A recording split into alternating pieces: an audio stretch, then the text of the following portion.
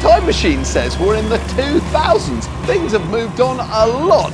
There's medical robots.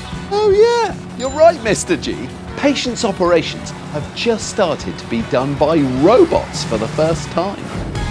Here in 2007, the NHS has just started using robots to perform amazing surgeries that are safer and less invasive, which means patients get better faster. This would have been unimaginable when the NHS started, but today, thousands of NHS operations are done using robots every year. And that reminds me, I've met someone who knows exactly what it's like to be operated on by a robot. Last year, we said hello to Lilia. Lilia has cerebral palsy. She developed this after she was born as her brain didn't get enough oxygen. I heard that you have got some exciting news, is that right?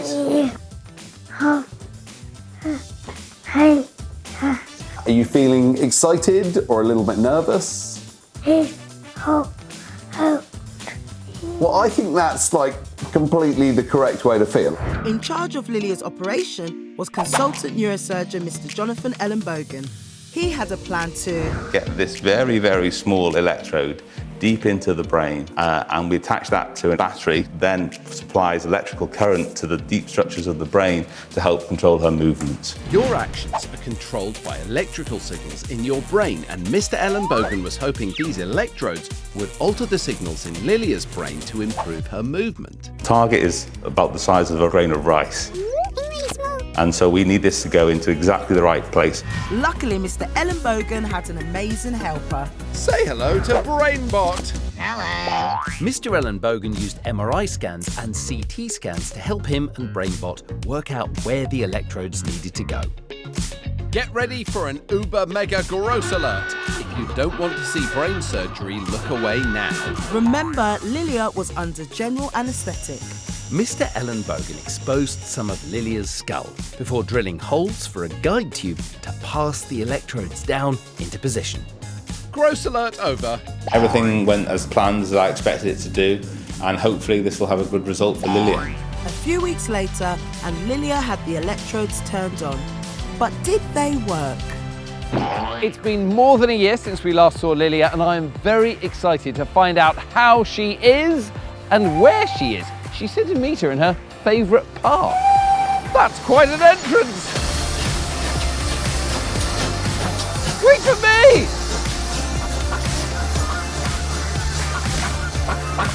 Lydia, it's a gorgeous day, a beautiful park, and I see you've got some sweets. May I?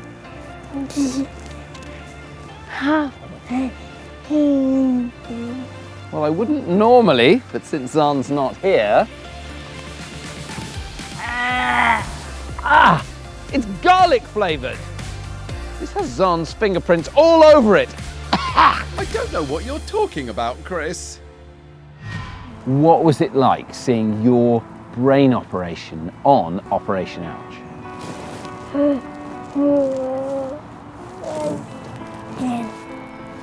Were you able to look through the gross alert? You weren't grossed out by your own brain? And it was nice to have BrainBot there giving a hand, wasn't it? I liked that Mr Ellenbogen walked him down the corridor like it was a little pet. And can you tell me what's happened since the operation?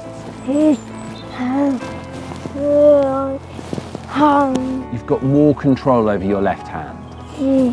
And how does it make you feel? Happy. What do you think of the NHS, the National Health Service?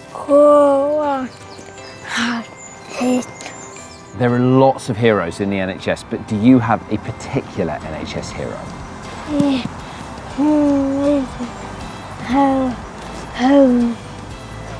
I think that's a good nomination. How could we have forgotten you, BrainBot? Congratulations, Mr Ellenbogen and BrainBot too.